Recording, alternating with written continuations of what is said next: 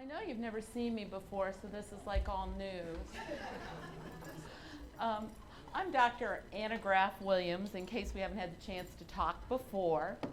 And I'm president of Learnovation. I've owned the company for 19 years.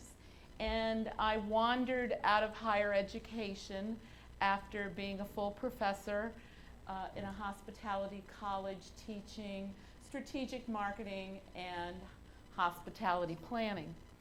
And so I'm here today so that we can have a discussion on cultural signature.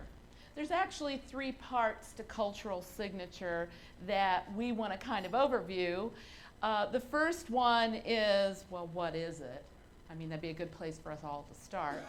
The second part is, how do you map that to what your competencies are so that you don't wind up whitewashing it out of who you really are? And then, how do you prove it? Because I think a lot of things that we see is that folks, even though we've come to the United States and we're pretty much an immigrant culture, there's been a lot of different responses as to what we do with what our true cultural signature is. So we kind of need to begin with, how do you sign your work? And believe it or not, a lot of the statistics I'm going to share with you today actually come from the Gallup Association, because as I've learned in my professional work, as I do a lot of government work with the Department of Labor and other agencies, I've had the opportunity to realize that when you study people and you measure all this stuff, you now get declared as a social scientist. So any of you in the room, you're probably going to fall in that same category. And if you do government contracting, hey, that can be kind of good.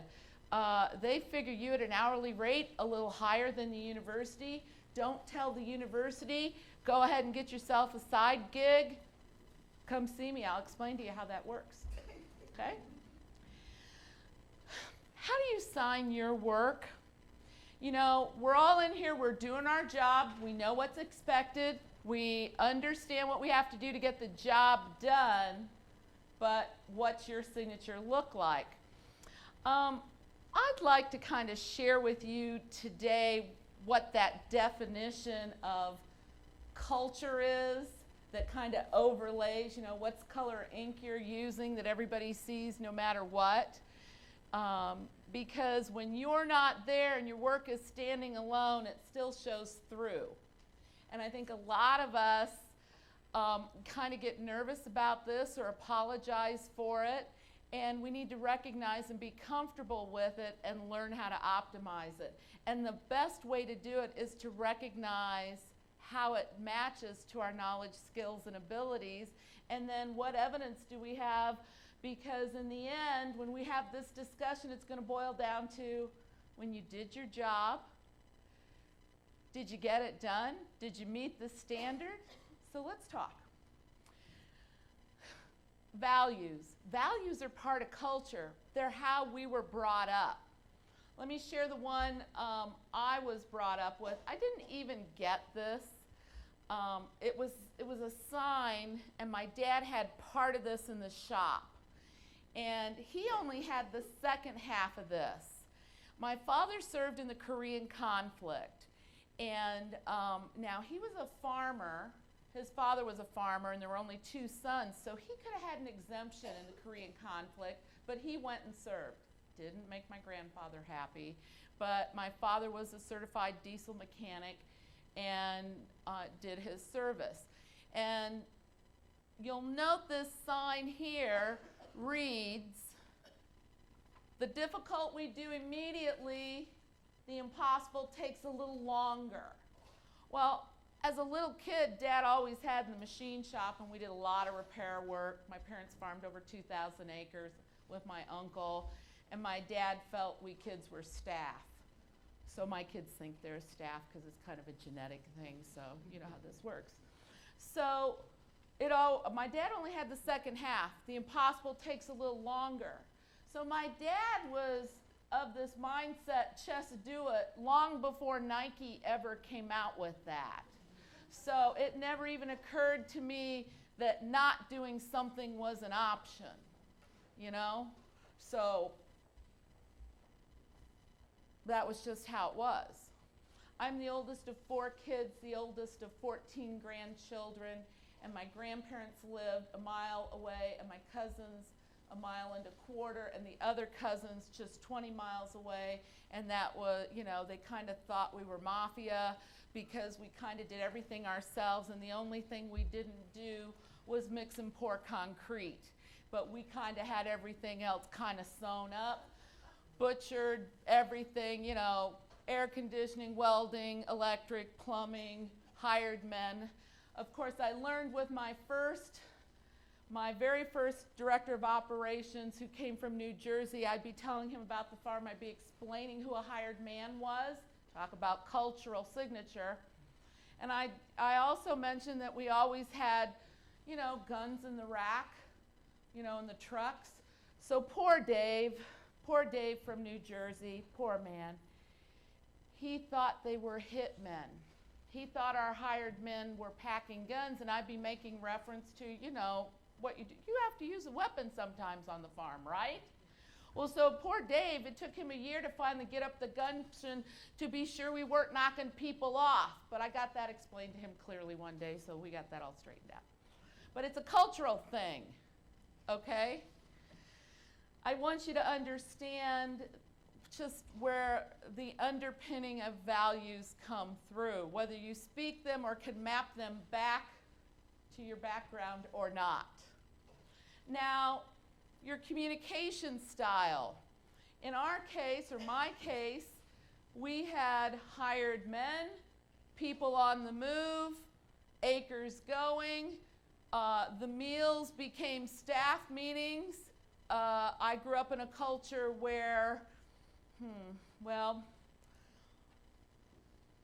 women, I should have been a boy. That would have been better. I'm the oldest. Then there was my sister and 2 brothers. My poor mother was almost left at the hospital if the 3rd child had not been a boy, but that worked out. I learned in the 10th grade genetics class who controlled gender. I made the mistake of explaining that to my father, who kind of gave me that death stare, and I didn't bring it up anymore on, you guys know the male-female thing and the sperm thing. I'll leave that up to you to figure the rest out. What I want you to understand is your values are a component of your cultural signature. There are other things too in all of this. Food and dress. You know, it's interesting that even just the casual thing, whether you're sharing lunch with somebody or going to lunch, or what you carry as a snack, you know, and you're used to. Now, I come from a farm family, so if you didn't cook, that was the equivalent of having no value if you were a girl. So I had to be able to cook, and so that was a given. And so I'm actually a pretty good cook, and 2 of my 4 degrees are in hospitality, so that helps too. And I catered my way through my undergrad, so I would assume that's further evidence. And 23 of my 38 books are on food safety, so I guess that kind of says I know a little, but we'll find out. You know, we can talk about it later. Then there's dress, and how you dress and how you appear, you know, and how you present yourself. If you look around the room culturally, you can almost, you know, please know that people in law enforcement and the FBI profile with discipline based on food and dress. And we do this with culture. Let me give you an example. We've heard about poverty today. Let me give you a food example about financial class. I'll quote Ruby Payne. 3 questions you'll be asked. Did you get enough? How did it taste? How does it look? If you're poor, they want to know if you got enough. If you're middle class, how did it taste? If you come from upper class, how does it look? When you go to an event or a presentation and people are concerned with volume versus flavor versus how it's displayed, you can almost map a piece of that in their background and almost understand not just what you're eating, but those components by the questions of knowing a little bit more about them culturally. Does that help a little bit in your components? But we know that about folks. When you look at their dress, I mean, I had a choice this morning. I have the classic blue suits. You know, you get used to the classic blue suits because I've come up doing the professor thing. You guys all know the academic riffraff one must, thou shalt dress respectably, you know the whole drill. But I always had this goal of owning my own company, being able to wear Levi's, a cotton shirt, and comfortable shoes, and I thought, I'm in charge. I can do that today. Besides, I've been out for 14 days. My mother's been misbehaving, and I didn't have a lot of clean clothes, but these were good, and company logos on the shirt, so. But this is what I'm comfortable in, and it's respectable, in my opinion, and still casual for the Saturday. And I work to make folks comfortable because that's my philosophy. Now, I grew up on a farm, and when I go to church, I dress up because that's my cultural values. But understanding what it takes for people to be comfortable with me so that my degrees are not intimidating is also part of how I was brought up to extend that hospitality.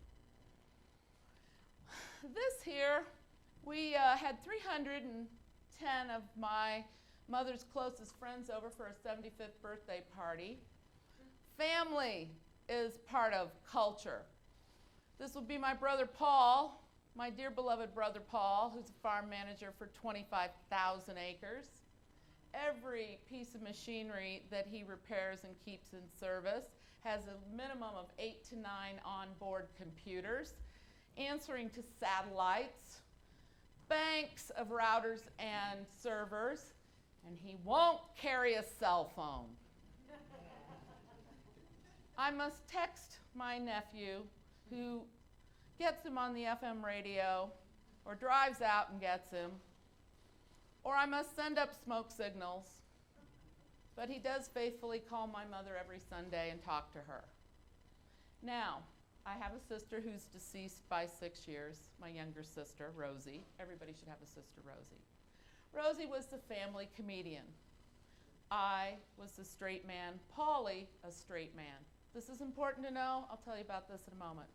The one directly behind my mother is a train wreck. That would be John. He was literally hit by a train in 2001. This becomes important because I had a chance to demonstrate my skills as a medical advocate when the aunt called and said, John's been hit by a train. I said, finish the sentence, please. He's in the hospital, which was good to know. You know, you could go either way. So I went, and he did okay. And you can see he didn't lose his arm. There's one on the other side. You can't see it behind Mom, but he's a whole person. We talk a lot. Those guys, my brothers are pretty smart. Customs and faith, as in our religion and what we believe, those show in your work, you know. You can't quite hide them. You know, women, it's the jewelry and accessories. Men, it's the photos you carry in your wallet. It's the wedding ring or not. It's amazing even what you choose to talk about, whether you went to church, you had a birthday party, it comes through. But you're going, in the workplace? Well, it does, because the workplace cares not just about your immediate product, but the workplace cares about what you're doing for community service.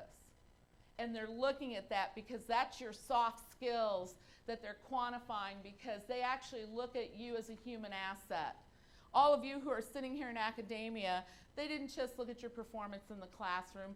They wanted to know what you did on committees. They wanted to know what you did in the community. Employers do the same thing out there. Let's transition this for a moment, and I'll tell you what we need to understand, which is how do you sign your knowledge, skills, and abilities in the workplace and in the rest of your life. I'll give you the quick example.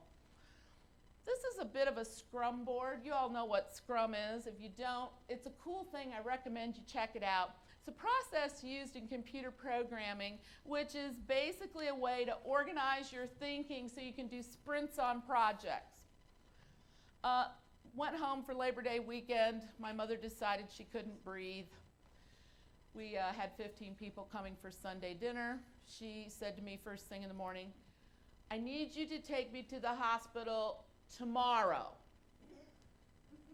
I know where my stubbornness came from. I got a double dose. One from my mother, one from my father. That was the evidence from my mother. We dealt with her all day, took her at 11:30 that night. The woman could not breathe. Before I get her first name down, I was greeted by 2 MDs and the nurse, and we just went from there. Now, because you can tell I'm shy, lack the ability to communicate successfully, and haven't learned to find my voice with authority, we were in the cardiac unit trying to figure out how to help her breathe and not ventilate her. We get to day 3 with 5 specialists, and what you see here is my little brain trying to sort out what I'm hearing. These are my skills. So on the far left, what we have are incidents. In the middle column, we have symptoms. What we kids had figured out on Sunday. I said to Paul, I said, what do you know? Oh, she had chest pains here. Oh, she threw up her meal here. Oh, she told me about she had this bad chest pain at the county fair. Yeah, well, she just, she's been breaking into bad sweats over here. So we're all mapping this out, talking to Uncle Mike. So I got another little grid in my notebook. We get to this point, and we've been dealing with doctors and tests, and they're going, we don't know what's going on. We can't help her breathe. She's not asthmatic. It's not congestive heart failure. This test shows this. So I start the board with what we know it's not. Because every time we get a doctor, I got to explain it again. So I use flashcards taped to the wall, Post-it notes. Column of what we know. Okay, voice box swollen, this, heart doing this. We thought it was the heart. Then I got the priorities. Breathe. This seems to be a good priority. This is urgent, but these are priorities. So I'm trying to get this all mapped out.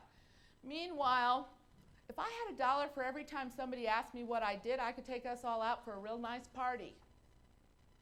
I must have been asked close to 600 times, what is it you do? Well, whatever I want is how I answered that question. So let's take a look here, and let me tell you how to do what I just did. Any of you familiar with ONET?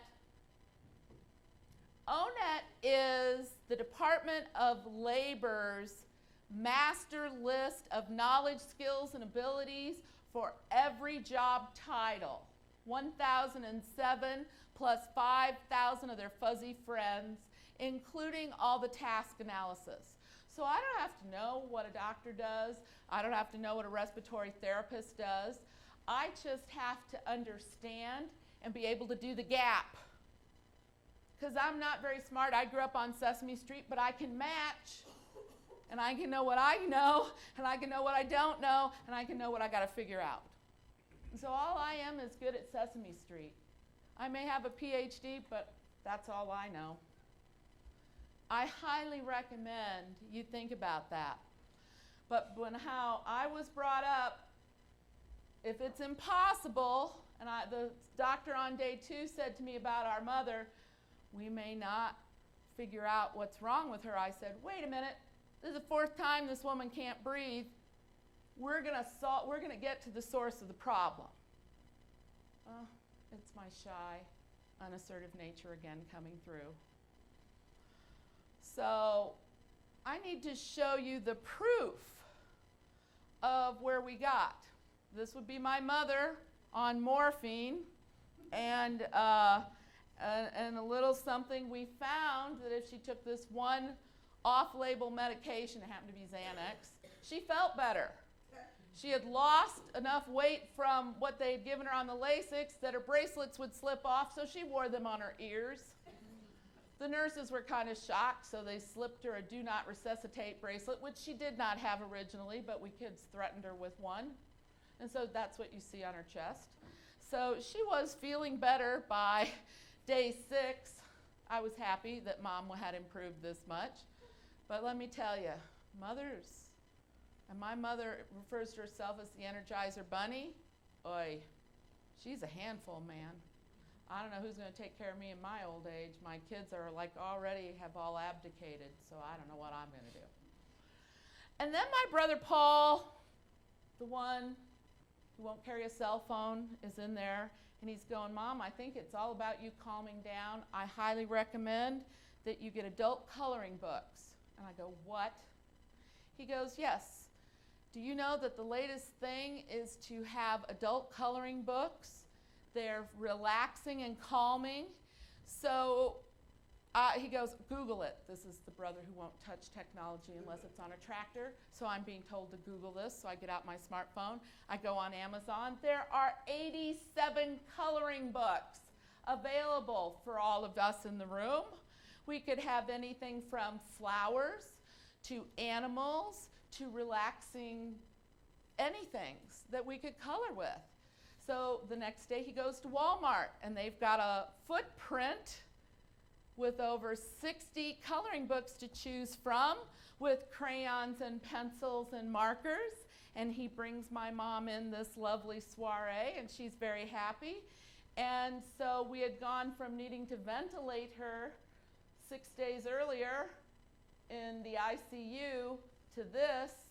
And I would say that when the doctors came in, they said, we do believe that the family participating in the problem solving changes the outcome.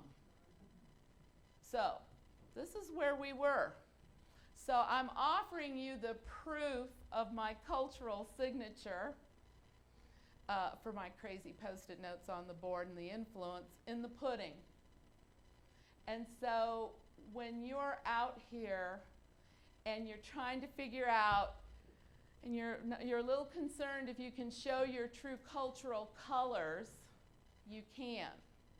Because it makes a difference whether it's in your immediate work or in other aspects of your life. She's doing fine, she's ornery, we're still doing what we do with mothers. But when you're looking at things in your life, I challenge you to look for the samples you can put in your portfolio. You're in this meeting now, and if you start communication in a research thread, you're making a difference. If you start something with the community things you believe in, you make a difference. How are you going to measure it? Might be a picture, might be a third-party letter of recommendation on those soft skills that have to be documented. But there'll be something there that you'll be able to show.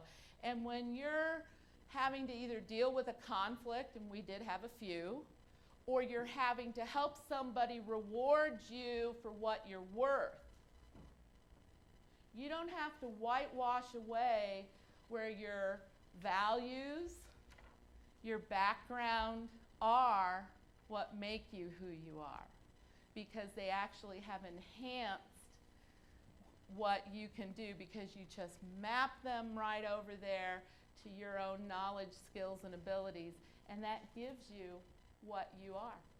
Hey, it's a pleasure, folks. I hope you found this helpful. Have a good one.